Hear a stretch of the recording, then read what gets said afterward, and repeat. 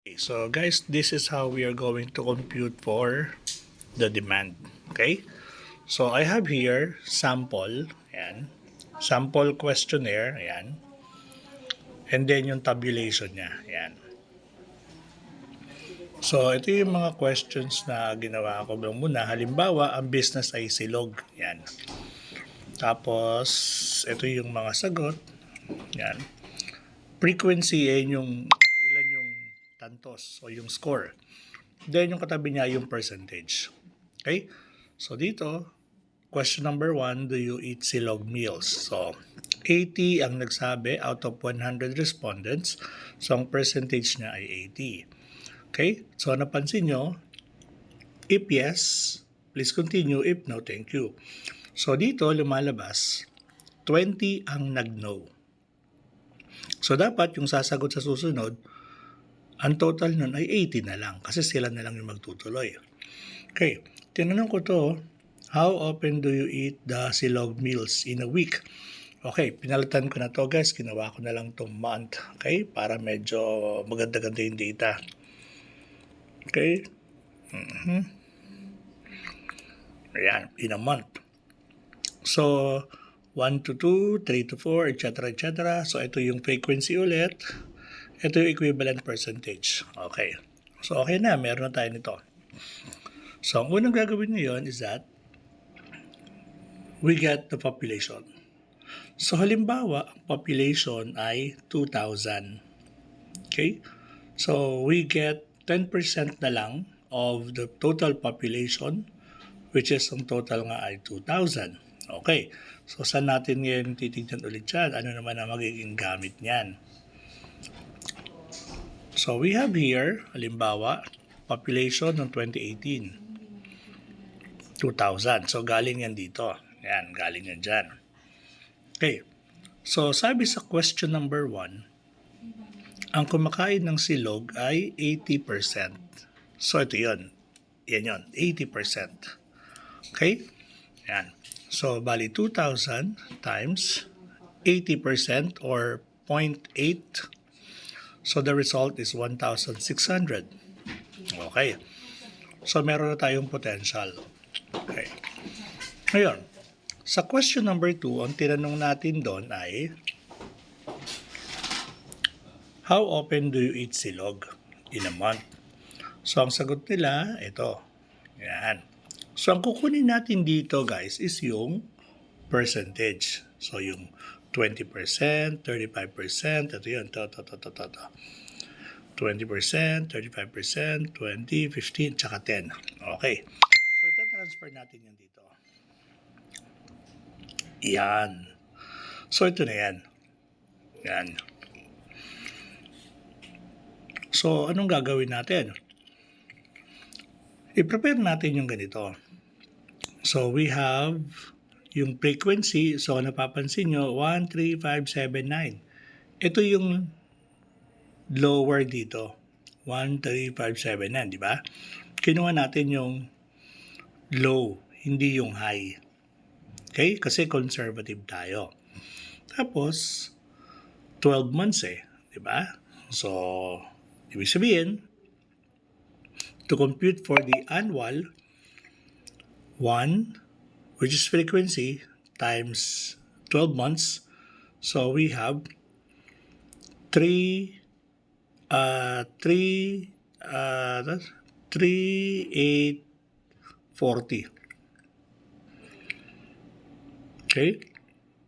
Sir, saan galing yung 3,840? Galing yan dito.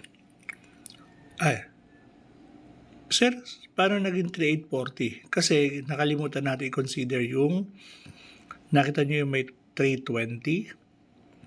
320 is 20% of 1,600. Yan yun.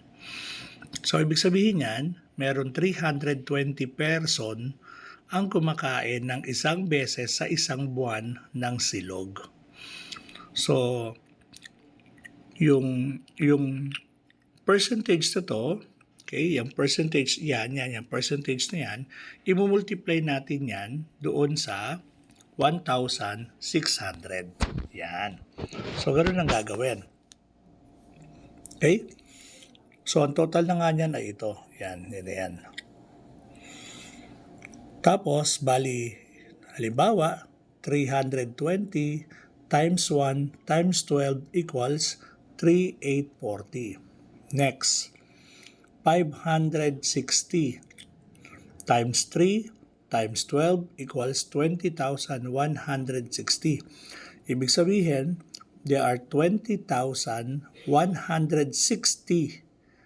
times ng pagkain. Yung 560. And so on and so forth. So, ito total natin yan. Ito total natin yung 3,840, 20,160 hanggang 17,280. Yan. So, ang total niyan ay 80,640. Okay? And now,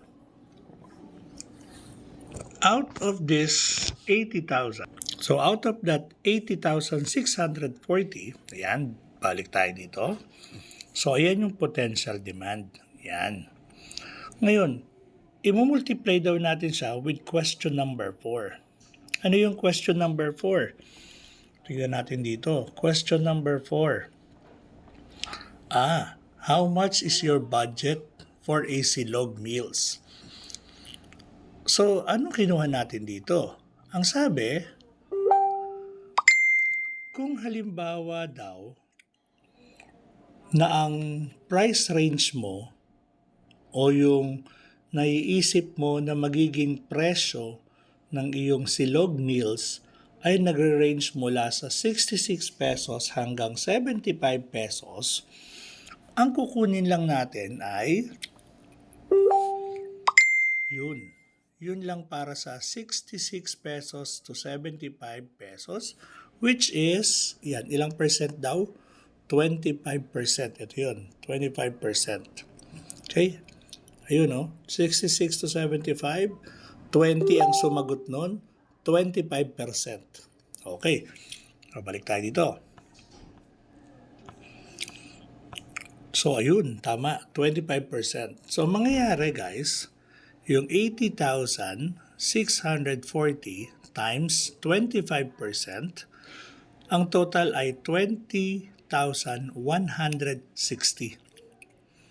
So, yan ngayon ang ating potential demand. Okay, ngayon, sir, marami po tayong silog. Paano po ang breakdown? Okay, so ang breakdown nun, guys, ay nandito sa kabila. Yan. So, yung total na 20,160, hahatiin natin dito sa 1, 2, 3, 4, 5, 6 silog meals. So, anong pinakapagbabasihan? Yan yung percentage. Saan galing yan? Pabalik tayo ulit dito. Under question number 3. Ayun, no? What silog meals do you like most? Pick one. So, ito yun. Ayan. So, kung mapapansin nyo, puro percentage ang ginagamit natin. So, ito na yan. Yan yung percentage niya. So, ang gagawin lang natin, guys, itong 20,160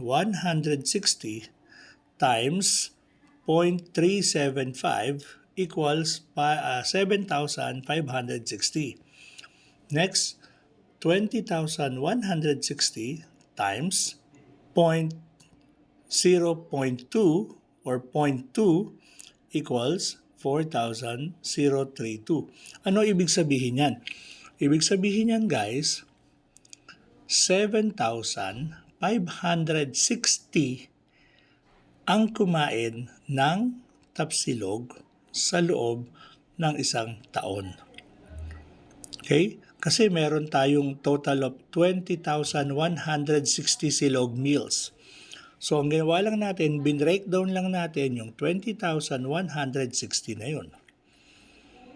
Okay? So, paano natin sa ipe-present? Ayun, click natin yung isa pang tab. Ayan. So, kung mapapansin nyo dito, ito yung mga product, tapsilog, chiksilog, etc.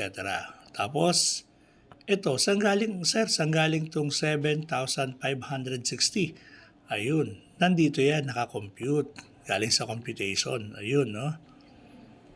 Ayun. So, itong mga to, ito yung makikita nyo doon sa unang taon. Ayan, no? Diba? Yan yun, no? Nasa unang taon. Oh.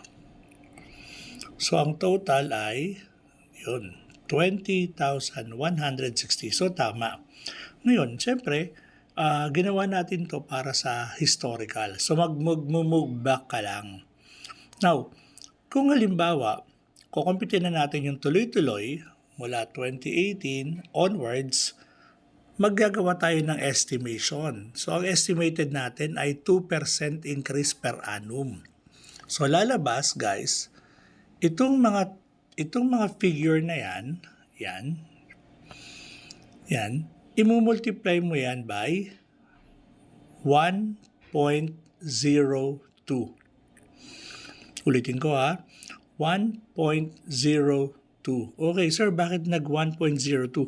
Para ano guys, para dire-diretso. Para hindi na natin gagawin yung, halimbawa, 7,560 times 0.02, tapos ipa-plus mo pa yung previous, yung 7,560. So, ito, automatic na. So, kung napansin nyo, ayun, no? Naka-formula yan sa akin. O, di ba? Minultiply ko lang siya sa 1.02. Tapos, yung kasunod, ganun ulit. Okay? Kasi ang pagbabasihan nito, yung previous, ito. O, B5. Dito mo, B5. Ayun, no? Okay? Tapos yung kasunod, ano sumunod? O, B6 ang pinagbasihan. Ito. And so on and so forth. Hanggang sa makuha natin yung total niyan. Sir, baka naman yung total nito mali. Yan. Sir, wala. H5 1.02. H, yun, H5. Di ba? Pareho lang ang resulta. Okay? Pareho lang ang resulta. Ngayon, yung projection, ganoon na din. Yun. Mag-multiply ka ulit ng 1.02. Okay? Ayan. So, ganyan ang paggawa ng demand, guys. Okay? Okay. So, I hope makuha nyo siya. Tapos, pwede nyo i-browse yung iba pang mga tab. Ayan. Meron dyang supply. Demand versus supply. Ayan. So, pwede nyo rin i-check yan. Pero so far, yung supply kasi natin is manggagaling sa production. Okay? Okay. So, see you guys. Bye-bye. Pag may tanong, mag-PM lang.